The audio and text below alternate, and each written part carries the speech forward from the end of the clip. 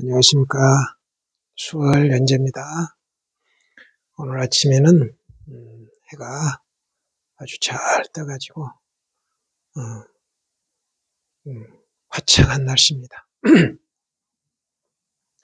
이런 날은 우리 불자님들은 꼭 바깥에 나가서 햇빛을 좀 쬐시기 바랍니다. 왜냐하면 우리 몸이라는 것은 햇빛을 쬐어야 건강할 수 있거든요. 그러지 않고 자꾸 어두운 햇빛이 안 들어온 그 방에 있다 보면 생각도 그렇게 어두워질 수 있어요. 그러니 꼭 명심하시고 되도록이면 혼자 있지 마세요. 제가 요즘 가끔 그런 전화를 받아요.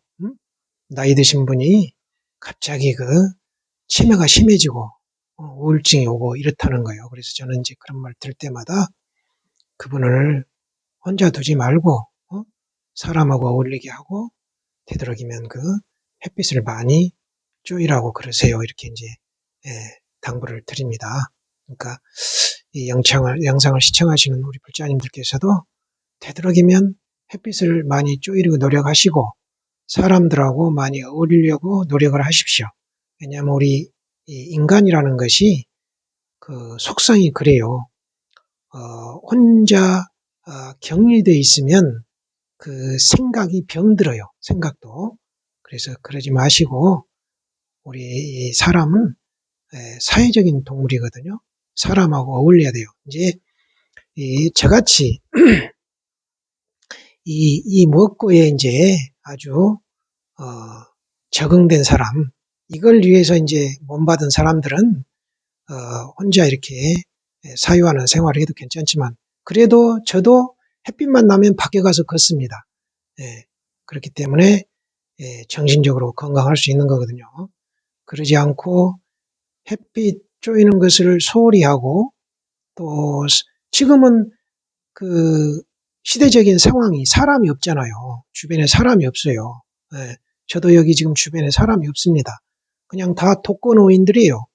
그냥 한 5채 있는데 다 혼자 삽니다. 혼자. 그래서 이 사람이 잘 눈에 보이지도 않아요. 몇 달째도 못 볼 수도 있고 그래요. 안에 살고 있는데 그래요. 안 나오니까. 저는 이제 햇빛만 나면 산에 나가서 돌다 오고 그러니까 서로 만날 새가 없죠. 그러니까 이제 교류가 안 되는 거예요. 사람하고 소통이 안 돼. 저 같은 사람은 괜찮아요. 그런데 우리 불자님들은 어렵죠. 그러지 마시고 항상 사람하고 소통하려고 애를 쓰시고 그다음에 햇빛이 나면 항상 햇빛을 많이 쬐이시기 바랍니다. 그래서 이 부처님 법은 절대 어려운 게 아니에요. 부처님께서 이 사바세계를 고통이라고 그랬잖아요. 부처님은 그러면 이 고통이라는 것은 우리 중생들 각각의 업이 있어서 벌어지는 것이기 때문에 이 바깥 경계, 중생의 인연, 업연 따라서 일어나는 이 바깥 경계는 어떻게 할 수 없어요. 그러지만은 사바세계가 고통이라고 하는 그 고통을 느끼는 것은 우리 각자의 마음에서 느끼는 거잖아요. 그 생각은 없앨 수가 있는 거야. 그 생각이 없는 자리에 들어가면 바깥 경계 고통이 아무리 벌어져도 상관이 없잖아요. 부처님은 그걸 보신 거예요. 그걸. 그래서 그 생각이 없는 자리에 들어가 버리면 거기는 고통도 없고 즐거움도 없는 거예요. 그야말로 편안한 거예요. 편안하다는 생각도 없이 편안해. 그런 자리를 부처님께서 보셨기 때문에 그 법을 남겨놓으신 거란 말이에요. 그거 가장 잘 설명해 놓으신 것이 금강경. 금강경도 2장에서 응여시주 여시항복기심 이와 같이 머물러서 이와 같이 마음 항복받으라. 지금 부처님께서 뭐하고 계셔? 참선하고 계신 거란 말이에요. 이렇게 참선해가지고 마음을 항복받으라 이 말이에요. 그 다음에 금강 마지막 말씀 응작 여시관 마땅히 여시관을 지어라. 이게 뭐라고요? 마땅히 참선해라 이 말이에요. 여시관이 지금 비파사나 부처님 당신 하신 비파사나인데 지금 우리는 간화선 화두 들고 이 무엇고 하고 있잖아요. 이 몸뚱이를 끌고 다니는 이 뭐냐? 지금 이 영상을 보고 듣는 그놈이 뭐냔 말이에요. 그 텅 빈 알아차림. 그것이 뭐냔 말이에요. 그것이.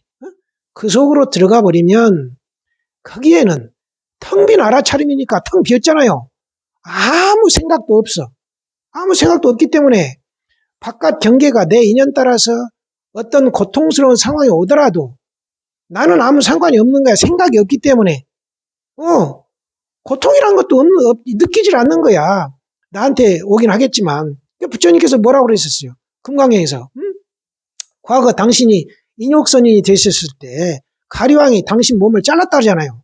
잘랐을 때도 원망과 그 성내는 마음이 일어나지 않았다는 거예요. 왜 그러겠어요? 그 생각이 없는 자리에 들어가 버리니까 그렇다니까. 생각이 없는 자리에 들어가 버리니까. 그래서 거기에 들어가면 바깥 경계는 내가 전생에 지어놓은 업이 있기 때문에 그 업에 따라서 금생의 시절 인연이 맞으면 그게 드러나는 거야. 그래서 그 바깥 경계가 일어나는 것은 내 힘으로 어떻게 할 수 없는 거예요. 그래서 그 바깥 경계에 따라서 고통스러울 때 그 고통을 느끼고 있으면 얼마나 힘들겠어요. 그러지만은 그 고통이 일어난 자리, 그 생각이 일어난 자리에 들어가 버리면 그 생각을 느끼질 못한다니까. 생각이 없어. 그러니까 나하고는 아무 상관없는 거 아니야. 바깥 고통이 일어난 것은 내가 어떻게 할 수 없지만 그 일어나는 걸 안 느낄 수 있는 건 내가 할 수 있다 이 말이야. 생각이 없는 자리에 들어가 버리면 되니까. 그래서 부처님께서 그렇게 금강경을 설하신 거란 말이에요. 참선해서 생각이 없는 자리에 들어가거라. 그 자리는 그야말로 영원한 우리의 마음의 고향이다 이 말이에요. 더 이상 나지도 않고 멸하지도 않는다 이 말이에요. 그 자리는 영원한 자리라. 영원한 자리. 그래 고통도 없어. 그러니까 우리 보살님들 제발 이제 나이도 많이 드셨고 그렇다면 뭐 이제사 책을 더 보고 그렇게 하지 마세요. 부처님은 절대 다른 말씀 하신 적이 없어요. 그냥 참선해서 생각이 없는 자리에 들어가라. 딱 이 말씀 하신 거야. 이 말씀. 그리고 공부가 깊어지면 이제 그때 금강경 이렇게 보시면 옛날 공부가 안 됐을 때 어려웠던 것들이 그대로 드러나요. 그러지만 지금 그 공부가 안 된 상태에서는 어려운 게 많을 거거든요. 금강경에. 구절구절에 막힐 텐데 그걸 다 알고 참선하려면 늦어요. 그렇기 때문에 그 금강경은 결국 참선해서 생각 없는 자리에 들어가라. 이 말씀하신 거란 말이에요. 그래서 부지런히 참선, 이 먹고를 먼저 하세요. 이 먹고를 하시면서 조금 이제 부처님이 금강에서 뭔 말씀하셨지 이렇게 보고 싶다 싶을 때 이렇게 한번 보세요. 제가 이번에 한글 금강경을 독송하면서 그 항아사 그 말이 많이 나오잖아요. 항아사 그걸 이제 찾아봤어요. 물 하자가 들어갔으니까 이게 물이나 강하고 관계된 건데 이게 뭔 말일까? 우리말로 좋은 말로 풀 수 있을까 해서 봤어요. 그랬더니 항아라는 것이 겐지스강을 얘기한다네요. 겐지스강. 근데 우리가 겐지스강 하면 금방 알아들을 수 있잖아요. 요즘 세대들은 인도에 겐지스강이 흐른다. 큰 강이다. 근데 항아수? 이건 저도 잘 모르겠으니까. 그래서 제가 이번에 독송할 때 겐지스강으로 바꿔놨거든요. 그러니까 뭐 금강경에 뭐 어려울 것이 하나도 없는 거예요. 뭐 항아수 뭐 이럴 때는 항아 이럴 때는 이게 뭔 말인지 모르겠던데 겐지스강 하니까 그냥 겐지스 강이란 말도 들어가 있고 이렇단 말이에요. 이 금강경이 절대 부처님께서는 금강경을 어렵게 말씀하시려고 한 게 아니에요. 아주 쉽게 말씀해 놓으신 건데 지금 사람들이 거기에 뭐라도 들어가 있는 것처럼 계속 어렵게 설명하니까 그거 아무것도 아니는데 아상, 인상, 중생상, 수자상도 얼마나 어렵게 풀어놓는지 나라는 생각이라니까. 나라는 생각, 중생이라는 생각 내가 살아있다는 생각 중생이라는 생각 그런 생각을 하지 말란 말이요. 생각이 없는 자리에 들어간 말이요. 참선해서 이먹고 해가지고 그 생각이 일어난 자리에 들어가면 그 자리가 바로 생각이 없는 자리란 말이에요. 그게 우리 마음자리. 마치 깨끗한 거울이 모든 것을 비춰낼 수 있듯이 우리 마음이라는 것이 육군을 통해서 우리가 느끼는 모든 것을 비춰내는 거예요. 근데 그 자리에 들어가 버리면 그 육군이 무슨 작용을 해도 안 느낄 수 있는 거예요. 그거. 그러면은 내가 뭐 고통 바깥 경계가 고통이 와도 고통스러운 경계가 와도 내가 고통이 일어난 자리에 들어가 버려 가지고 고통을 안 느끼면 그 상관없는 거잖아요. 그걸 하라는 거예요. 그걸. 왜? 바깥 경계는 내가 어떻게 할 수 없으니까. 인연 따라 벌어지는 바깥 경계는 내 업 따라서 일어나는 것이기 때문에 어쩔 수 없는 거예요. 그러지만은 그것을 느끼는 내 마음자리, 그 본래 마음자리에 들어가 버리면 그 바깥 경계에 따라서 일어나는 그 고통도 고통이 더 이상 아닌 거예요. 그 고통을 안 느끼니까. 왜 그 생각이 일어나는 자리를 봐버리면 그 생각이 바깥 경계에 따라서 뭐가 일어나도 아무 상관이 없는 거라니까. 생각이 없으니까 그 자리는. 그래서 부처님께서 그렇게 참선해서 생각이 없는 자리에 들어가라고 그렇게 금강경에서 말씀을 하시는 거예요. 예. 그래서 제가 그 한글 금강경을 이렇게 독송해 드린 것이고, 뭐 미흡한 곳이 많이 있겠지만 그래도 큰 흐름은 제가 틀린 게 없어요. 그리고 간단하게 말씀드리면 참선해서 생각이 없는 자리에 들어가라. 이게 부처님께서 금강경에서 하신 말씀이고 부처님께서 당신 일생 동안 하신 말씀이에요. 그게. 예. 부처님이 왜 출가하셨어요? 죽음이라는 문제를 해결하시려고 출가를 했는데 출가해서 깨달았고 보니까 이 몸뚱이 자체가 이것이 내가 아니여. 이 몸뚱이는 내가 아니여. 그걸 부리는 주인공이 있다 이 말이야.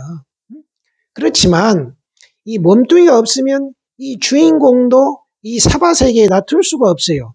그래 둘이 아니야.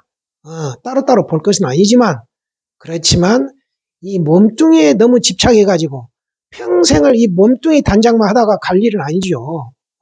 이 몸뚱이를 부리는 놈을 찾고 가야지요. 그래서 우리 불자님들 너무 부처님 법을 어렵다고 생각하지 마시고 그냥 뭐 어려웠다 뭐 부처님 무슨 법문 듣다 어렵다는 생각 그건 바로 그냥 이먹고 하세요. 이먹고. 지금 이 어렵다는 생각하는 이놈이 뭐냐면 이먹고 그 생각이 일어나는 그 자리를 보려고 이렇게 돌이키면 돼요. 생각을 돌이키면. 그것이 공부거든요. 그리고 또 이제 그러면 이제 재미는 또 일화를 한번 살펴볼까요? 조주 스님께서 조주 고불이라는 그 명칭을 얻으셨잖아요. 조주 고불이라는 그 칭송을 들으셨는데 그 계기가 있어요. 그거 아무 일 없이 그냥 고불이라는 게 튀어나온 게 아니에요. 뭐냐? 그 당시 조주 스님과 동시대에 설봉 스님이라는 분이 계셨는데 설봉 스님은 복이 많았어요. 그 덕산 스님 밑에서 공양주를 사셨잖아요. 그래서도 그랬던 것 같아요. 복을 많이 지어서. 공양주가 복을 많이 짓는다 그러잖아요. 그래서 복이 많으면 뭐예요? 먹을 게 많으니까 공부하러 오는 스님들을 많이 다 받아들일 수 있잖아요. 그대로. 그리고 대우를 잘해주니까 스님들이 또 많이 와요. 지금 우리 현실 세계도 마찬가지예요. 우리 선원도 대우가 좋으면 서로 방부 들여가지고 거기가 살려고 막 해요. 그렇듯이 옛날에도 그랬다는 거예요. 그래서 설봉 스님은 복이 많아서 이제 대중들을 많이 먹여 살리고 같이 이제 참선 지도를 하셨는데 조주 스님은 그 조그만 절에 당신 지혜는 비록 뛰어나지만 살림살이가 형편없으니까 대중이 얼마 오겠어요. 그러니까 조주 스님께서는 그 온 대중한테 그냥 다른 데 가라고 이렇게 말씀하신 것도 있어요. 그래도 이제 조주 스님 그 안목을 보고 이제 공부하려고 모여든 납자들이 있었던 거예요. 근데 이제 어느 날 설봉 스님 회상에서 또 이제 그래 살다 보면 또 갈등이 있으니까 조주 스님 회상으로 이제 행각 만행 어떤 스님이 있어요. 그 스님이 이제 오니까 조주 스님께서 이제 물으신 거예요. 이제 요즘 설봉 스님은 뭐라고 가르치시더냐? 물으니까 이 납자가 이제 에, 에, 말씀을 드린 거예요. 그 설봉스님께서 에셈에 물이 흐르면 어떻습니까? 이렇게 어떤 납자가 와서 질문을 한 거예요. 설봉스님께. 그러니까 설봉스님이 답을 하기를 눈으로는 깊이를 잴 수 없다. 이렇게 답변하셨다는 거예요. 그러니까 또 납자가 물은 거예요. 마시는 이는 어떻습니까? 그러니까 설봉스님께서 입으로는 마실 수 없다. 이렇게 답했다고 이제 조주스님께 이 말씀을 드려요. 그러니까 조주스님이 그 말씀을 듣고 나서 그러면 입으로 못 마시면 콧구멍으로 마시겠구나. 이렇게 비꼬아 주는 거예요. 그러면서 납자한테 나한테 물어라. 조주스님께 물으라는 거예요. 그러니까 이 납자가 물어요. 샘물에 찬물이 흐를 때는 어떻습니까? 그러니까 조주스님께서 딱 한 말씀 하신 거예요. 고통스러울 때 딱 그 한 말씀 하신 거예요. 그러니까 납자가 마시니는 어떻습니까? 이렇게 조주스님이 물으니까 조주스님께서 죽을 사자, 죽는다. 이렇게 말씀하신 거예요. 그러니까 얼마나 기가 막힌 답변이에요. 정말 최상의 답변이잖아요.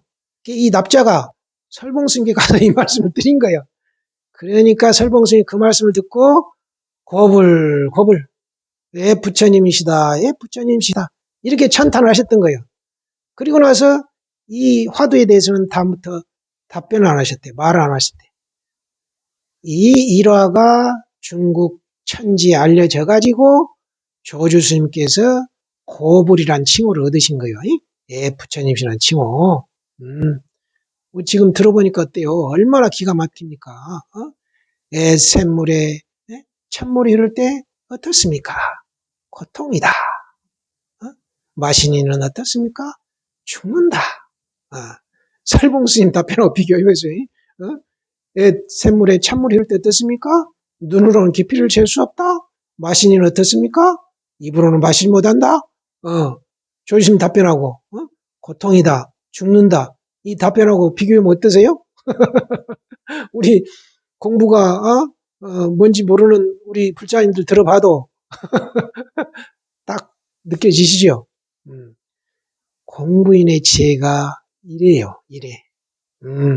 조주스님 딱 처음 그 말씀 들으시면서도 바로 일러주시잖아요. 이렇게 분명한 것이기 때문에 우리 불자님께서도 뭐 어렵다는 생각 마시고 절대 이 공부는 뭐 어려워서 못할 수 있는 공부가 아니에요. 다만 그 전달한 사람들이 잘못했기 때문에 우리 불자님들이 어렵다고 느끼는 거예요. 제가 항상 말씀드리지만 어떤 부처님 설법을 듣는데 어렵다 이런 생각이 들면 이건 잘못된 그 설법인 거예요. 절대 어렵다는 생각하지 마시고 어렵다는 생각이 들 때마다 돌이켜가지고 그 어렵다는 생각이 일어난 자리를 보십시오. 그것이 공부거든요. 그리고 금강경, 반야심경 절대 다른 게 아니에요. 반야심경, 반야바람일다. 이게 저는 반야바람일다를 지혜로 마음가기 이렇게 번역을 한다고 그랬잖아요. 반야바람일다 처음 시작.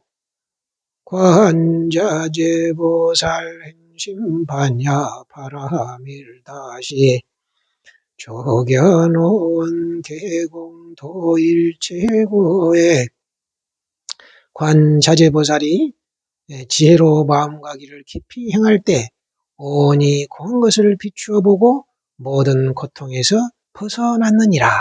이렇게 시작되잖아요. 이 관자재하다는 것은 이미 깨달으신 분이라고 그랬잖아요. 제가 우리는 이렇게 눈 뜨면 밖으로 대상으로 이렇게 생각이 가지만 이 관이 자제한 분은 이렇게 생각이 일어나는 자리를 돌이켜 보기 때문에 관이 자제한다고 했잖아요. 그러면 벌써 이건 깨달으신 분이야. 그런데도 지혜로 마음가기를 깊이 행했다고 그러잖아요. 행심 반야바람일다시. 지혜로 마음가기를 깊이 행해야 온이 공한 것을 비춰본다는 거예요. 그래서 모든 고통을 벗어날 수 있다는 거예요. 그러니까 부처님께서도 부처님 당신이 인가했던 25인 선지식을 선지식들에게도 당부를 하시거든요. 너희들이 공부를 어렵다고 시작도 안 할까 봐서 내가 열반이라는 신기루, 그 있지도 않은 사막의 신기루, 그 열반이라는 경계를 세워가지고 너희들을 공부하게 한 것이다.